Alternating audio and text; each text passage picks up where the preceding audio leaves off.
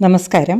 മല്ലിയിലപ്പൊടി നിറവും മണവും ഒന്നും പോകാതെ വീട്ടിൽ തന്നെ എങ്ങനെ ഇതുപോലെ തയ്യാറാക്കാമെന്ന് നമുക്കൊന്ന് കാണാം.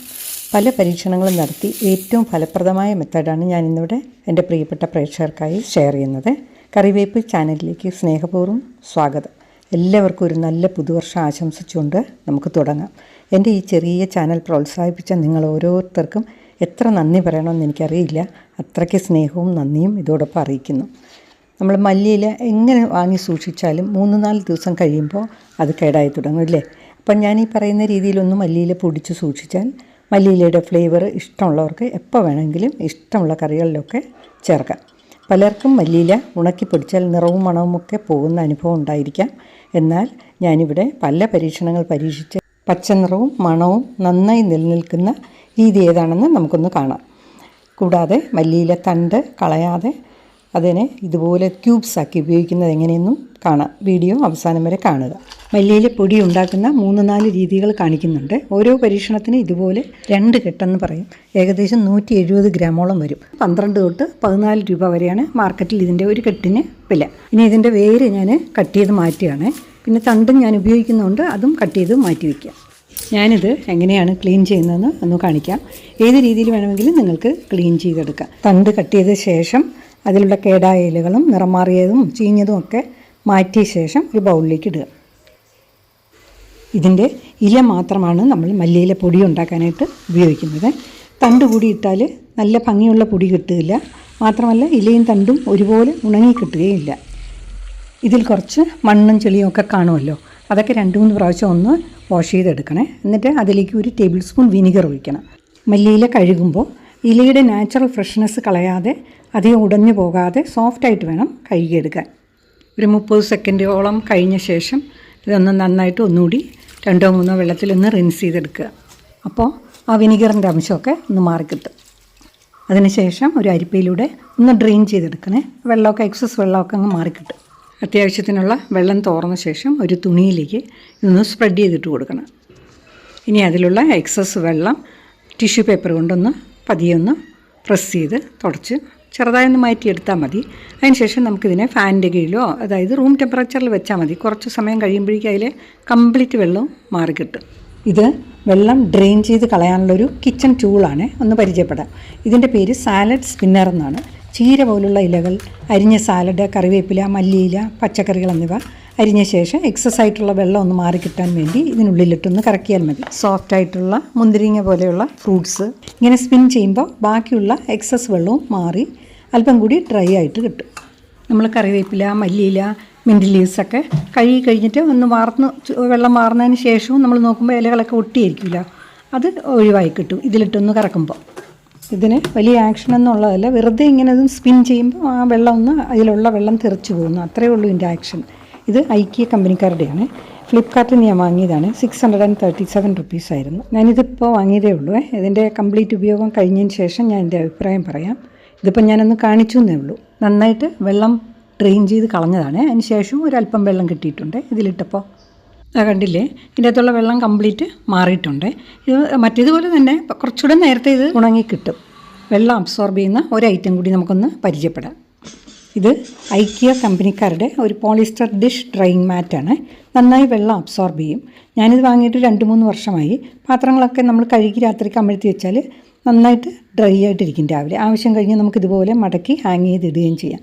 ഇത് ഞാൻ ഫ്ലിപ്കാർട്ടിൽ നിന്ന് വാങ്ങിയതാണ്. ഇതിൻ്റെ വില 394 റുപ്പീസായിരുന്നു. അന്ന് 394 രൂപ. ഈ മാറ്റം ഉള്ളവർക്ക് ഇതിലോട്ട് വേണമെങ്കിൽ ഇടാം. ഇതൊന്നും വേണ്ട, നമ്മൾ സാധാ തുണിയിൽ വിരിച്ചിട്ടാൽ മതി. ഇനി ഒരല്പം റൂം ടെമ്പറേച്ചറിൽ വെച്ചിരുന്നാൽ 1 മണിക്കൂറൊക്കെ കഴിയുമ്പോഴേക്കും ഇത് നല്ല ഡ്രൈ ആയിട്ടിരിക്കും. അപ്പം നമുക്കതിൽ നിന്ന് ആ ഇലയെ മാത്രമായിട്ട് സെപ്പറേറ്റ് ചെയ്തെടുക്കാം. ഇതെങ്ങനെ വേണമെന്ന് ചെയ്യാം. ആദ്യമേ ഇല മാത്രം സെപ്പറേറ്റ് ചെയ്തെടുത്തിട്ട് കഴുകിയെടുക്കാം.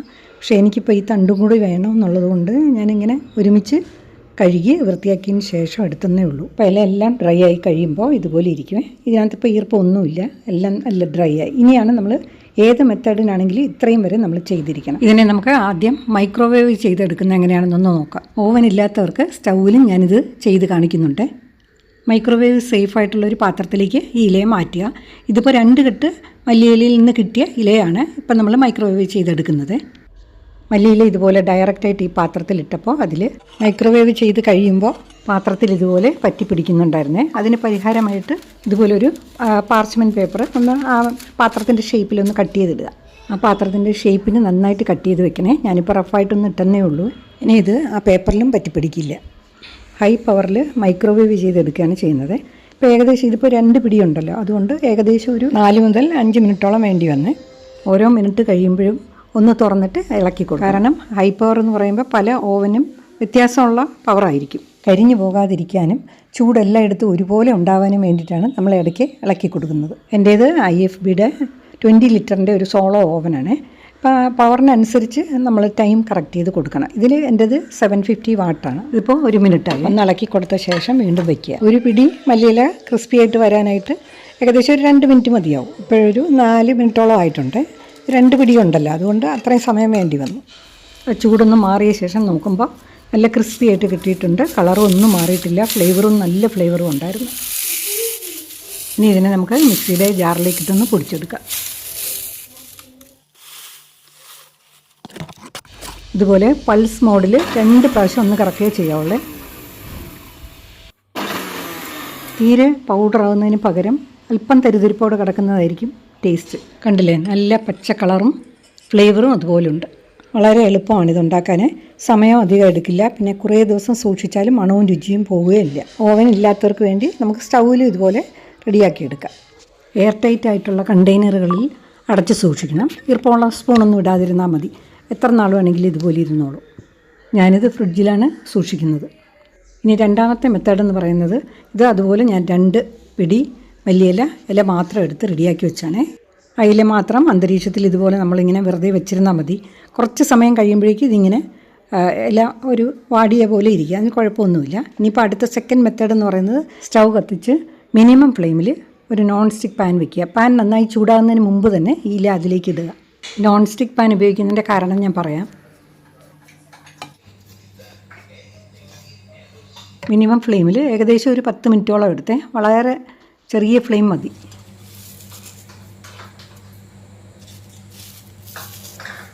നല്ല ക്രിസ്പി ആയിട്ടുണ്ട്, റെഡി ആയിട്ടുണ്ട്. ഈ ഫ്ലെയിം ഓഫ് ചെയ്തേ.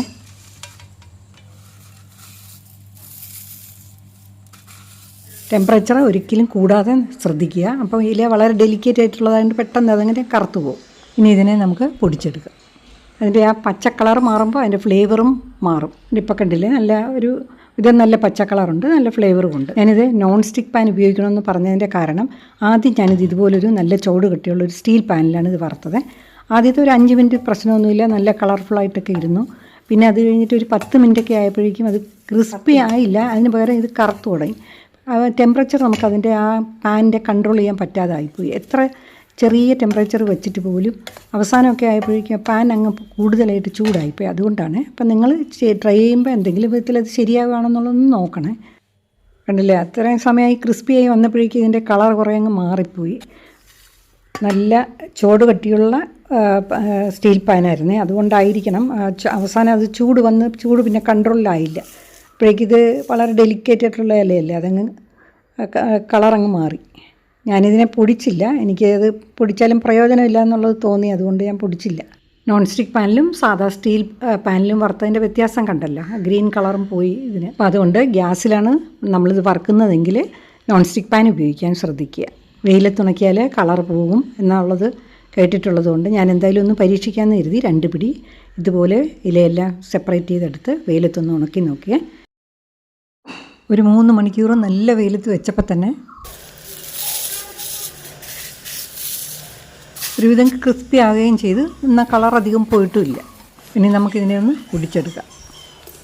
ഒരു ഫുൾ ഡേ ഉണങ്ങിയാൽ നല്ല ക്രിസ്പി ആയിട്ട് വരും. കളറ് അത്ര കുഴപ്പമില്ല, ഒരു ചെറിയൊരു നരച്ച കളറാണെന്നേ ഉള്ളൂ. ആദ്യത്തെ മൈക്രോവേവിൻ്റെ അത്രയും വരിയില്ല. ഇതാണ് നമ്മൾ ഫസ്റ്റിൽ മൈക്രോവേവ് ചെയ്തെടുത്തത്, അതാണ് ഏറ്റവും ബെസ്റ്റ്.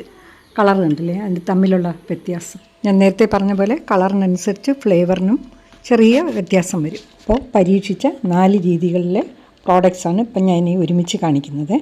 ഇത് ഫസ്റ്റ് വൺ എന്ന് പറയുന്നത് നമ്മൾ ഓവൻ്റെ അകത്ത് മൈക്രോവേവ് ചെയ്തെടുത്തത്. ഇത് സെക്കൻഡ് വണ്ണ് നോൺ സ്റ്റിക്ക് പാനിൽ ഗ്യാസിൽ വളരെ ചെറിയ ചൂടിൽ വറുത്തെടുത്തതാണ്. ഇത് സൺലൈറ്റിൽ നമ്മൾ ഒരു ദിവസത്തെ നല്ല ചൂടുള്ള ഒരു ദിവസം കൊണ്ട് ഉണക്കിയെടുത്തതാണ്. അടുത്തത് ഞാൻ ചൂട് കട്ടിയുള്ള സ്റ്റീൽ പാനിൽ വറുത്തെടുത്തതാണ്. അതിന് നിറവും മണവും ഒന്നുമില്ല, അതുകൊണ്ട് ഞാനത് പൊടിച്ചില്ല. ഇനി നമുക്ക് മല്ലിയിലയുടെ തണ്ട് എങ്ങനെ ഫലപ്രദമായി ഉപയോഗിക്കാമെന്ന് നോക്കാം. ഞാൻ ഈ പരീക്ഷണത്തിനായി പലപ്പോഴായിട്ട് 8-10 പിടി മല്ലിയില വാങ്ങിയിട്ടുണ്ടായിരുന്നു. അപ്പോൾ എല്ലാം കൂടി ഒരുമിച്ച് വാങ്ങി വെച്ചാലും ശരിയായില്ല. അപ്പോൾ മല്ലിയില തണ്ടുകൾ കളയാതെ നല്ല തണ്ടുകൾ മാത്രം സൂക്ഷിച്ച് വെച്ചതാണിത്. ഇതിപ്പോൾ ഒരു 250 ഗ്രാമോളം ഉണ്ട്. ഇത് നന്നായി കഴുകി അരിപ്പയിലൊന്ന് ഡ്രെയിൻ ചെയ്തെടുക്കണം. അതിനെ ഇതുപോലെ റഫായിട്ടൊന്ന് അരിഞ്ഞെടുത്ത് മിക്സിയുടെ ജാറിലേക്കിട്ട് ഏകദേശം 1/2 കപ്പോളം വെള്ളം ഒഴിച്ച് നന്നായിട്ടൊന്ന് അരച്ചെടുത്ത് 250 ഗ്രാം 2 പ്രാവശ്യമായിട്ടാണ് ഞാൻ അരച്ചെടുത്തത്.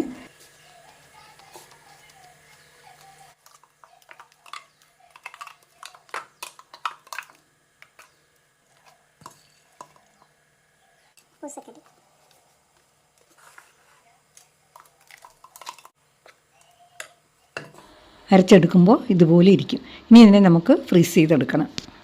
ഇതൊരു സിലിക്കൺ ഐസ് ക്യൂബ് ട്രേ ആണ് വിത്ത് ലിഡ്.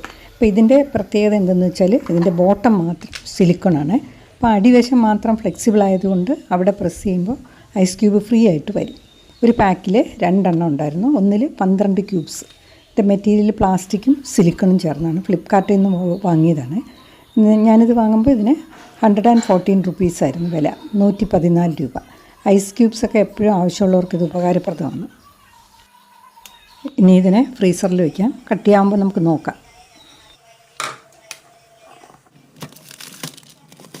250 ഗ്രാം മല്ലിയില തണ്ട് നമ്മൾ ജ്യൂസാക്കി എടുത്തപ്പോൾ ഇത്രയും കൂടി ബാക്കിയുണ്ട്. ഒരു ട്രേക്കകത്തൂടെ ഒഴിക്കാനുണ്ടായിരുന്നു, അതിലൂടെ ഒഴിച്ച് നമ്മൾ ഫ്രീസ് ചെയ്യാൻ വെച്ചിട്ടുണ്ട്. ഇതിപ്പോൾ 24 hours കഴിഞ്ഞിട്ടുണ്ട്. നമുക്കൊന്ന് നോക്കാം.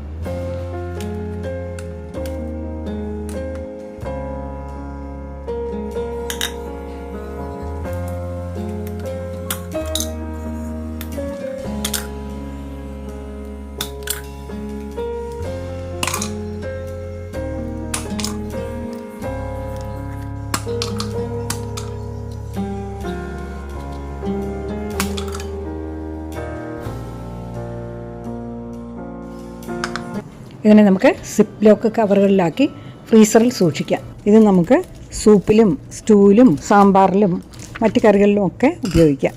മല്ലിയിലയുടെ നല്ല ഫ്ലേവർ കിട്ടും ഇതിന്.